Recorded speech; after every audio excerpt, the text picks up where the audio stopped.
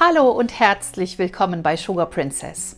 Heute zeige ich euch leckere Mandelhörnchen wie vom Bäcker. Und das Rezept müsst ihr wie immer nicht mitschreiben. Ihr findet es bei mir auf dem Blog verlinkt. Hier unten unter dem Titel in der Beschreibung findet ihr auch alle weiteren wichtigen Infos. Und ich wurde jetzt in den letzten Videos sehr oft gefragt, wo hast du denn diese schöne Backmatte her? Und woher kriegst du denn diese ganzen schönen Sachen zum Backen und zum Zubereiten? Demnächst findet ihr alles in meinem eigenen Online-Shop. Das wird wunderbar. Wir arbeiten wie die Wilden hinter den Kulissen an diesem schönen Sugar Princess Shop. Wir hoffen, dass er so Mitte November oder Ende November online geht. Also betet mit uns, dass wir es schaffen, da noch die letzten Hindernisse zu überwinden. Und dann wird der Shop online gehen. Und ihr werdet das auf jeden Fall erfahren, entweder über den Community-Tab oder in einem neuen Video oder einem kurzen Video, was ich zwischendurch hochlade. Also seid da unbesorgt. Ihr kriegt es auf jeden Fall mit, wenn mein eigener Shop online geht. Und da findet ihr dann auch alle meine Lieblinge, die ich immer so zum Backen verwende. Da freut euch auf einen schönen Start. Ich bin auch schon ganz aufgeregt. Lasst uns starten mit dem leckeren Rezept für Mandelhörnchen wie vom Bäcker. Zunächst geben wir unser Marzipan in eine Schüssel, schön klein zerpflücken oder auch raspeln, aber es sollte weich sein, insofern klappt das mit dem Raspeln dann meistens nicht so gut. 200 Gramm Marzipan, nehmt da sehr gerne auch eine gute Qualität, denn das Rezept hat nicht viele Zutaten. Da nimmt man lieber ein teureres Marzipan als ein günstigeres, das dann einfach auch noch besser schmeckt.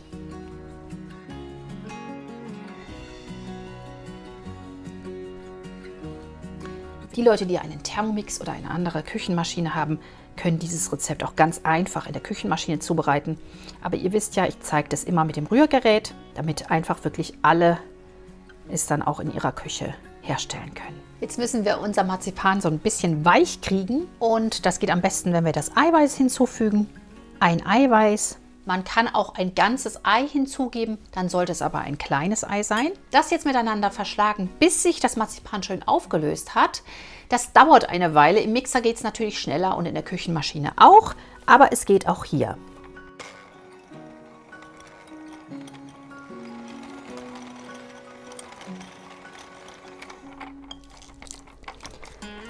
Sollte sich das Marzipan weigern, dann einfach gerade so ein bisschen reindrücken und nochmal zerkleinern.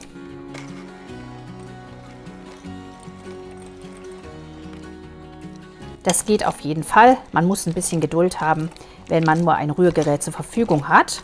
Und auf niedriger Stufe rühren, denn sonst fliegt euch alles um die Ohren.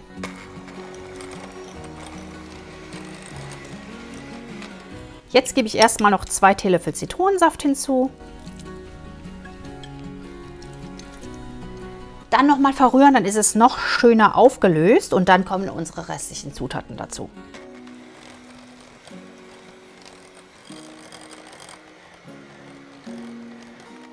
Wunderbar. Ihr seht, die Masse ist ganz gut verrührt. Es sind noch ein paar Stückchen Marzipan zu sehen, aber das ist nicht schlimm. Hauptsache, es sind keine groben Klumpen mehr drin. Jetzt können wir die übrigen Zutaten hinzufügen. Und zwar ist es eine Prise Salz natürlich, für den runden Geschmack, gemahlene Mandeln und zwar 100 Gramm, dürfen ruhig mit Schale sein und hinzu kommt 100 Gramm Puderzucker, den siebe ich mir lieber, der ist immer so ein bisschen klumpig, das wollen wir ja nicht. Dann schneit es auch schon mal, endlich. Ich glaube kaum, dass es hier in Hoffenheim schneien wird dieses Jahr, vielleicht nächstes Jahr im Januar.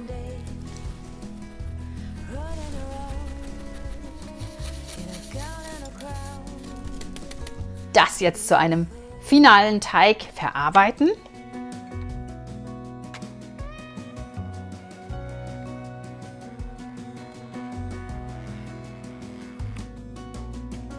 Und ihr seht, das reicht auch schon. Ist natürlich jetzt etwas klebrig durch das Marzipan. Das ist ganz normal. Wir gehen nochmal mit dem Spatel hinein und schauen, ist alles gut verrührt. Und ihr seht, es wird ein recht klebriger Teig, aber keine Angst. Ihr nehmt einfach Handschuhe oder taucht die Hände in kaltes Wasser jeweils. Dann wird es nicht zu arg kleben. Und ich zeige euch gleich auch noch einen Trick, damit ihr die Mandelhörnchen gut in Form bekommt und auch mit Mandelblättchen umhüllen könnt. Hier habe ich jetzt Mandelblättchen. 200 Gramm habe ich jetzt hier. Ihr könnt auch erstmal nur 100 nehmen. Aber der Sinn der Sache ist, dass es nicht so klebt. Alles auf meine geliebte Schneidematte. Das ist eigentlich keine Backmatte, es ist eine Schneidematte. Auch die könnt ihr dann in meinem Shop bekommen. Mit angefeuchteten Handschuhen oder Fingern nehme ich jetzt einfach eine kleine Menge ab von dem Teig. 35 Gramm in meinem Fall. Und rolle die schon mal so ein bisschen hier zu einem Hörnchen. Und jetzt legt man sie einfach nur noch hier rein und lässt die Mandeln gerade so ein bisschen anpappen. Gerade hier so ein bisschen formen. Ihr seht es hier. So sieht unser Hörnchen nun aus und ab damit aufs Blech. Also so etwa 35 Gramm abwiegen oder abstechen, mit angefeuchteten Fingern formen, rollen, immer so ein bisschen mit kaltem Wasser anfeuchten. Schauen, ob es 35 Gramm sind.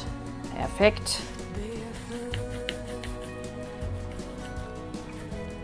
Und in die Mandeln geben. Und so ein bisschen hin und her rollen. Und dann kann man sich das Hörnchen mit Hilfe der Matte sehr schön auch formen. Und fertig. Und ihr seht, es klebt kaum. Wenn man sich die Finger so ein bisschen nass macht, dann ist das wunderbar.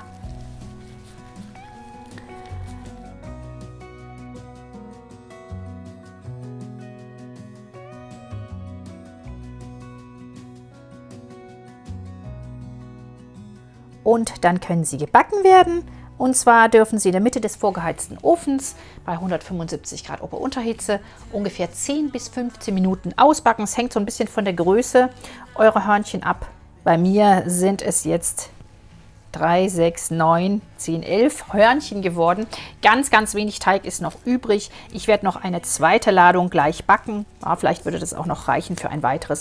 Aber ich werde das doppelte Rezept zubereiten, weil ich sie einfach so liebe und sie auch noch mitbringen möchte zu einer Feier. Und sie halten sich auch gut in Blechdosen. Das heißt, ihr könnt einfach gleich das doppelte Rezept backen und dann habt ihr schon ein bisschen Vorrat. Sonst sind sie nämlich gleich alle weg. Ja, sobald der Ofen vorgeheizt ist, können wir backen. Los geht's!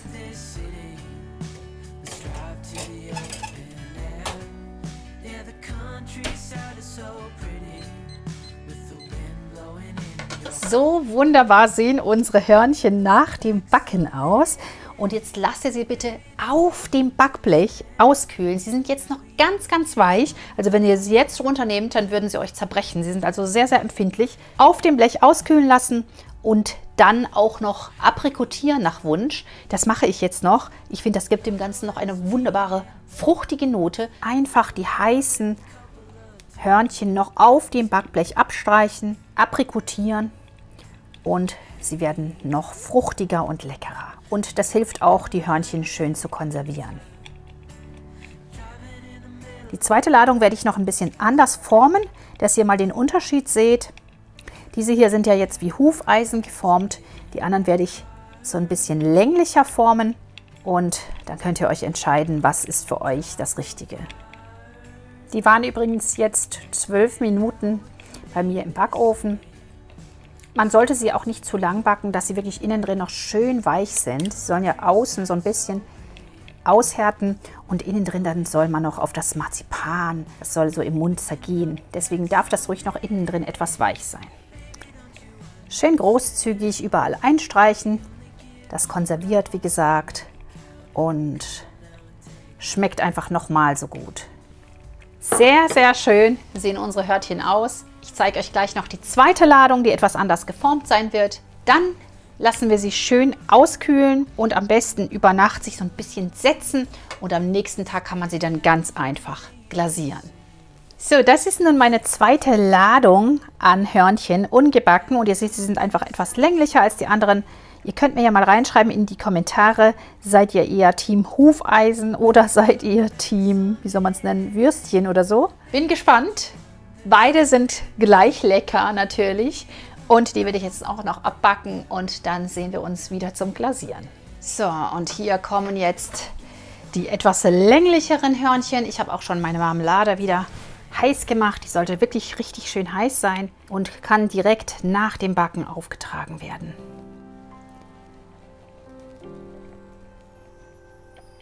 Gerne auch zweimal aprikotieren. Die Aprikotur sollte immer sehr schön heiß sein. Also einfach gerade einmal aufkochen, gegebenenfalls auch mit etwas einem Teelöffel Wasser oder Likör und dann habt ihr eine feine Glasur für eure Mandelhörnchen.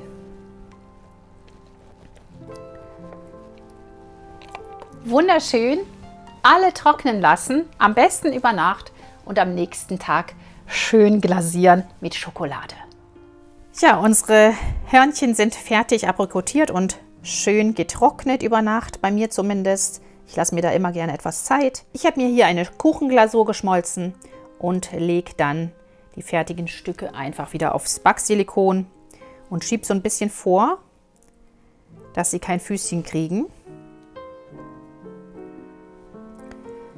Bisschen abstreichen und aufs Silikon und ein bisschen vorschieben. Die Hufeisenhörnchen sind einfacher zu glasieren, da man sie ja nur einmal eintunken muss. Ich verwende übrigens für Mandelhörnchen gerne Kuchenglasur. Da muss ich nicht noch stundenlang temperieren, sondern kann sie einfach hier in meinem Schmelzgerät warm halten. Wunderschön. Sehen so lecker aus. Das mache ich jetzt mit allen meinen schönen Mandelhörnchen und dann sehen wir uns wieder zum Probieren.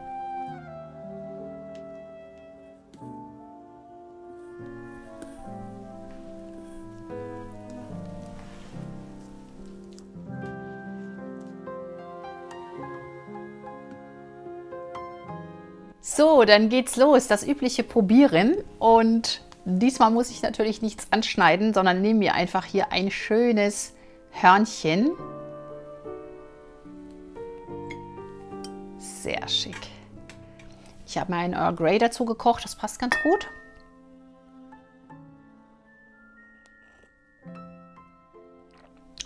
Wunderbarer Tee. Ich zeige euch mal, wie es innen drin aussieht. Noch schön saftig.